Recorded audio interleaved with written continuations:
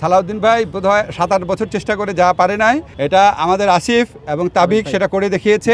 আমি কোনোদিন বাংলাদেশে কোনো টিমকে এত ভালো খেলতে দেখি নাই। একে তো ছুটি ছিল, রিফ্রেশমেন্ট প্রয়োজন, আপনারা জানেন। প্ল্যানটা হয়েছিল বেসিক্যালি যেদিন সিঙ্গাপুরের সাথে আমাদের ম্যাচ, তো আমাদের অ্যাম্বাসেডার আসছে খেলা দেখতে, তো তাই বলে আমরা এটা ফ্রেন্ডলি করতে পারি কিনা, ডিপ্লোম্যাট ভার্সেস অ্যাডভাইজার্স টিম। তো আসিফ স্যার ছিলেন, আসিফ স্যার উদ্যোগটা নিয়েছেন অ্যান্ড আমরা একটা মোটামুটি টিম বিল্ডিং করে, আমরা তো প্রফেশনাল না, আমাদের রেগুলার প্র্যাকটিসও হয় না, তারপরেও ডিপ্লোম্যাট ভার্সেস অ্যাডভাইজার একটা রিফ্রেশমেন্ট গেম জাস্ট। আসলে আমরা একটু শখ করে 2-1 দিন খেলেছি, তখন আমরা ভাবলাম যে আমরা ডিপ্লোম্যাটদের সাথে খেলি। তো আমাদের টিমের নাম দেওয়ার কথা ছিল টিম বাংলাদেশ, ভাবলাম এখন যদি হেরে যায় বাংলাদেশের নামটা আমরা ডুবাতে চাই না। টিম অ্যাডভাইজার্স খেলেছি, আমরা জিতেছি। আমরা ভাবতে পারি নাই আমাদের সাথে অপোনেন্ট যারা ছিল আপনার 23-24 বছরের আমেরিকান মেরিন, তারা পর্যন্ত ছিল। তো আমাদের সবাই খুব ভালো খেলেছে, আসিফ খুবই ভালো খেলেছে, দুর্বল দেহ নিয়ে সে শক্তিশালী প্লেয়ারের সাথে যা খেলেছে আমি মুগ্ধ হয়েছি।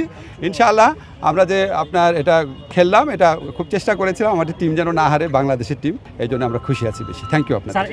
আমি একটা জিনিস খুব অবাক হচ্ছি, আমি সালাউদ্দিন ভাইয়ের অনেক বড় ভক্ত ছিলাম। সালাউদ্দিন ভাই বোধহয় 7-8 বছর চেষ্টা করে যা পারে নাই, এটা আমাদের আসিফ এবং তাবিক সেটা করে দেখিয়েছে। আমি নিজে ফুটবল খেলতাম, বাংলাদেশ টিমের লাস্ট খেলা আমি দেখেছি সিঙ্গাপুরের সাথে। আমি কোনোদিন বাংলাদেশে কোনো টিমকে এত ভালো খেলতে দেখি নাই। আমি রেগুলার ইংলিশ প্রিমিয়ার লিগ দেখতাম, আমি লা লিগা দেখতাম, এবং আমি প্রথমবারের মতো বাংলাদেশ টিমকে দেখলাম অফ দ্য বল খেলছে এবং পায়ে বল রেখে খেলছে, দীর্ঘ সময় বলের উপর কন্ট্রোল আছে, কোনো উদ্দেশ্যহীনভাবে বল। আমরা ছোটোবেলা দেখতাম বলতো বাটু, টুটুল, নান্নু, ওরা ফুটবলার ছিল, বলতো উড়াই দেয়, যে উড়াই দিতে পারতো সে বড় প্লেয়ার। সেই যুগ থেকে আমরা বেরোয় আসছি।